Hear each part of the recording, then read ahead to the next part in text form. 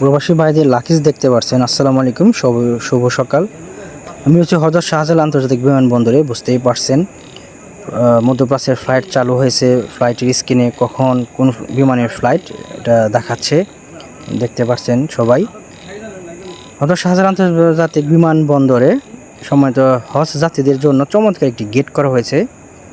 এখান দিয়ে শুধু হজ যাত্রীরাই যেতে পারবে, বাইরের যারা যাত্রী রয়েছে তারা যেতে পারবে না। চমৎকার একটি ব্যবস্থা, চমৎকার লাইটিং। আর প্রবাসী ভাইরা প্রচুর ভিড়। সকালে মধ্যপ্রাচ্যে যেহেতু ফ্লাইট চালু, কান্নাকাটি। সকালে জায়গাটা 24 ঘন্টায়, সকাল দুপুর সন্ধ্যা রাত কান্নায় ভারী হয়ে থাকে। এই জায়গাটা বিদায় দেওয়াটা খুবই কষ্ট, যারা প্রবাসে থাকেন তারা জানেন। এটা 3 নাম্বার পার্কিং এরিয়া, আপনাদের সবাই চিনেন জানেন। পুরো জায়গাটা আপনাদের দেখাচ্ছি। হযরত শাহজালাল আন্তর্জাতিক বিমানবন্দরের যে ফটক, ওই 3 তলায়, 2 তলাতে রয়েছে আপনি 2 তলা রয়েছে যাত্রীদের জন্য ক্যান্টিন। একদম ফ্রিভাবে এখানে থাকতে পারবেন, খেতে পারবেন, মোবাইল চার্জ দিতে পারবেন। নামাজের ব্যবস্থা পুরুষদের এবং মহিলাদের আলাদা। এটা 3 তলা গাড়ি পার্কিং। অসংখ্য গাড়ি, সবাই দেশ থেকে উন্নত জীবনযাপনের জন্য চলে যাচ্ছে বাহিরে। এটা দেখতে পাচ্ছেন যাত্রী অপেক্ষাগার। আপনাদের এখন আমি নিয়ে যাব।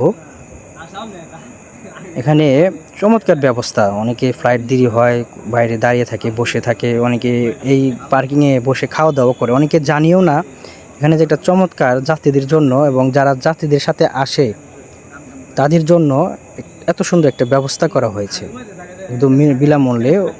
Welcome to passenger waiting area. এই 2 তলায় গাড়ি পার্কিং দেখতে পাচ্ছি, কিছু গাড়ি রয়েছে আর বাকি অংশটাই যাত্রীদের জন্য করা হয়েছে।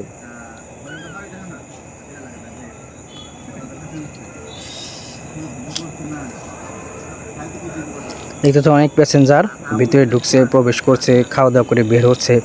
আপনাদের ওখানে ভিতরে নিয়ে যাচ্ছে। এখানে সিকিউরিটি গার্ড রয়েছে, পুলিশ রয়েছে, আনসার রয়েছে।